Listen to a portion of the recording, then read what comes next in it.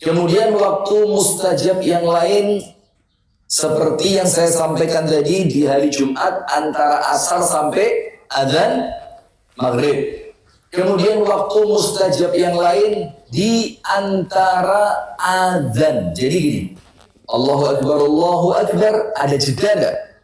Ada. Nah, di antara dua kalimat adzan itu ada waktu-waktu yang mustajab untuk berdoa. Itu dimanfaatkan. Jadi ada berapa? Nomor 1, sepertiga malam terakhir. Nomor 2, antara azan dan iqamat. Nomor 3, ketika khotib naik mimbar atau ketika khotib duduk di antara dua khutbah. Nomor 3, ketika buka puasa. Nomor 4, pas azan tadi. Jadi di sela-sela bacaan azan itu ketika ada kesempatan banyak-banyaklah berdoa. Kemudian yang berikutnya lagi, dubura kulli salawati al-khams. Di setiap penghujung sholat 5 waktu. Jadi artinya di selesai sholat 5 waktu. Setiap selesai sholat fardu. Maka jauh kelencang-kelencing ngalih. Tapi manfaatkan waktunya untuk apa? Berdoa. Jadi adab yang pertama, memilih waktu-waktu yang mustajab. Adab yang kedua, memanfaatkan kondisi tertentu seperti turunnya hujan. Jadi hujan itu mulai awal turun sampai hujannya reda itu mustajab.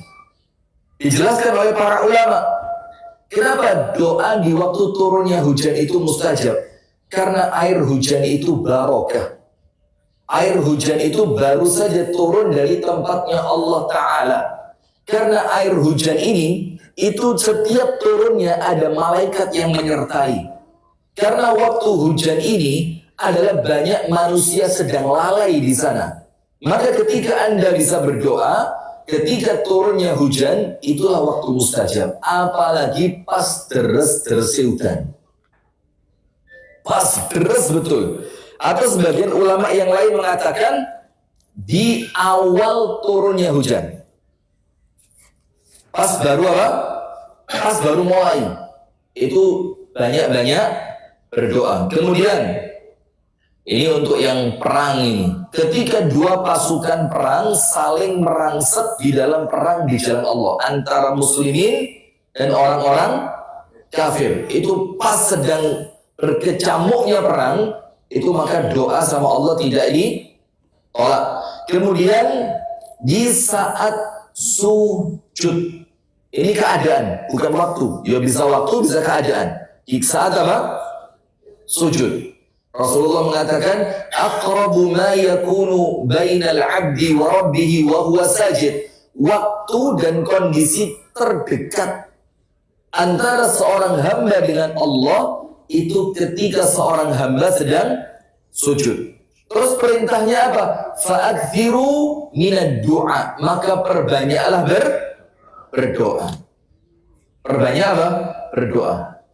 Dan rata-rata di antara doa-doa yang warid itu artinya doa yang diajarkan Nabi Muhammad ketika sujud, selain zikirnya sujud itu, Subhana Rabbiyal A'la atau Subhanakallahumma dan seterusnya, itu rata-rata doanya doa mohon ampunan. Rata-rata doa apa? Mohon ampunan. Karena apa? Karena penghalang terbesar dikabulkannya doa itu dosa. Jadi penyebab terbesar tertolaknya doa itu apa? Dosa. Di antara ketika sedang sujud, kemudian antara azan dan iqamat sudah tadi Rasulullah bersabda, saat paling dekatnya seorang hamba dengan Rabbnya adalah ketika dia sujud, maka berbanyaklah berdoa di dalam sujud. Disuruh banyak apa? Doa. Kalau mau pakai bahasa Indonesia boleh, tapi tidak dilafadzkan, cukup di dalam hati.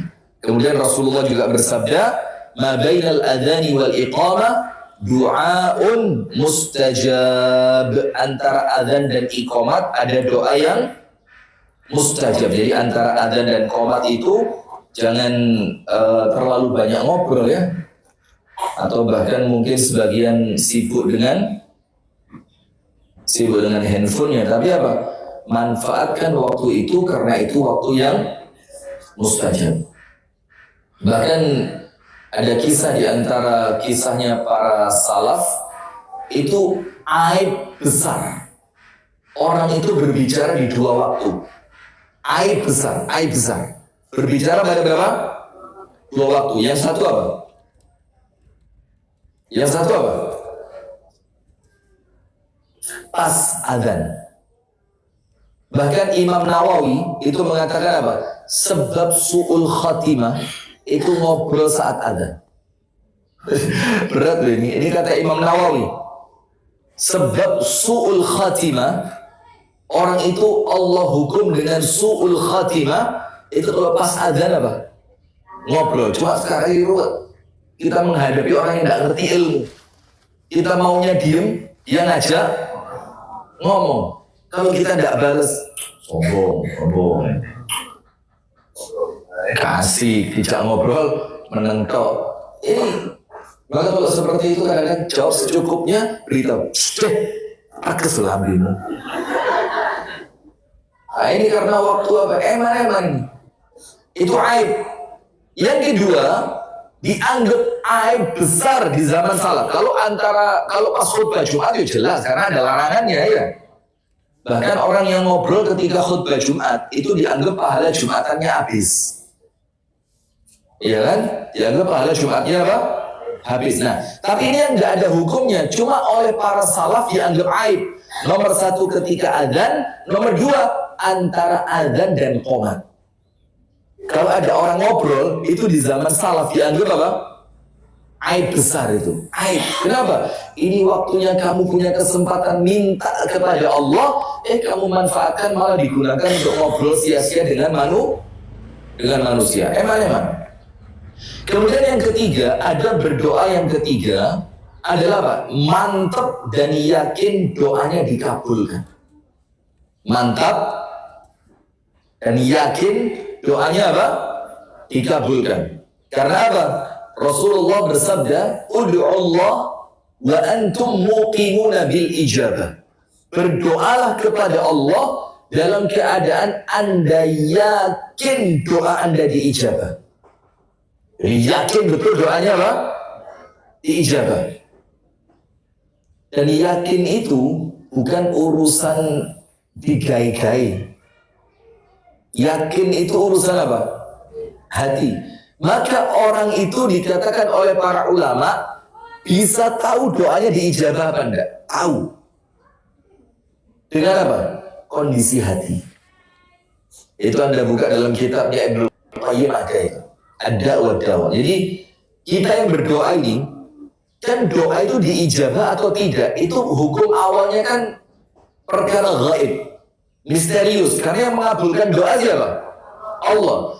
Tapi kata para ulama, kamu ngerti doamu yang satu ini bakal diijabah, yang ini bakal gak diijabah. Ngertinya dari mana? Kondisi hati.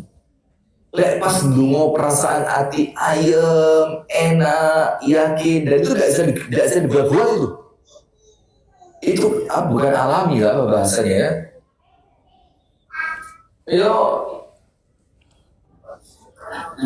ini gak bisa dibuat-buat lah. Itu wes bukan bawaan bayi. Loh kok so bawaan bayi itu dari mana ceritanya? Ya pokok sesuatu yang muncul secara naluriah, tidak dibikin-bikin. Maka kalau kondisi hatinya yakin, iki bakal dapat yang satu. Terus hati enak, ketika doa itu juga bisa konsentrasi, terasa ada connect dengan Allah itu, konektivitasnya itu kayak enak gitu loh. Itu maka diterima. Tapi kalau pas belum tidak konsentrasi, hatinya tidak yakin, kemudian ketika dia sedang berdialog dengan Allah lewat doa, ternyata pikiran itu keganggu dengan macam-macam, itu alamat doanya tidak akan diijabah. Maka Rasulullah mengingatkan apa? Ud'u Allah wa antum muqimuna bil ijabah. Kalau mau doa kalian diterima diijabah, maka berdoalah kepada Allah dalam keadaan kamu mantap, itu doa pasti diijabah. Tapi orang yang banyak dosa tidak mungkin bisa menghadirkan perasaan itu, tidak mungkin bisa. Karena dia mau mantep bagaimana, sementara dia sendiri yakin dia itu orang yang banyak dosa. Sementara dia tahu dosa ini yang menjadikan doanya tidak dosa ini yang menjadikan doanya dia tidak diijabah. Jadi gak bisa ini, bertolak belakang. Maka adab yang ketiga, mantep dan yakin dikabulkan. Rasulullah bersabda, janganlah seorang di antara kalian berdoa kepada Allah dengan mengucapkan apa? Rabbighfirli in syi'ta. Ya Allah, ampunilah aku kalau kamu mau. Nah, ini kurang ajar ini. Jadi kalimat kalau kamu mau itu menunjukkan kita nggak butuh-butuh banget ini. Sehingga ngomong kori, yo lek gelem sih. Nah, oleh. Ini kan kesannya kayak, tapi bayangin, siliono yo iki lek sampean sili, waduh wis kayak serabi maneh aku iki potop ae kok. Jadi yang ngotot gitu. Jangan. Balik. Harus serius. Ada apa? Rafinya serius. Ya, enggak apa-apa. Cuma harus siap dengan resiko. Karena semuanya itu ada apa? Ada resikonya. Oh, anak itu gentleman. Gentleman itu berani berbuat, siap nanggung akibat. Iya itu. Resikonya waktu, tentu harus kerja lebih keras lagi, atine kudu kuat, jantungnya double. Iya. Udah bahas itu. Astagfirullah.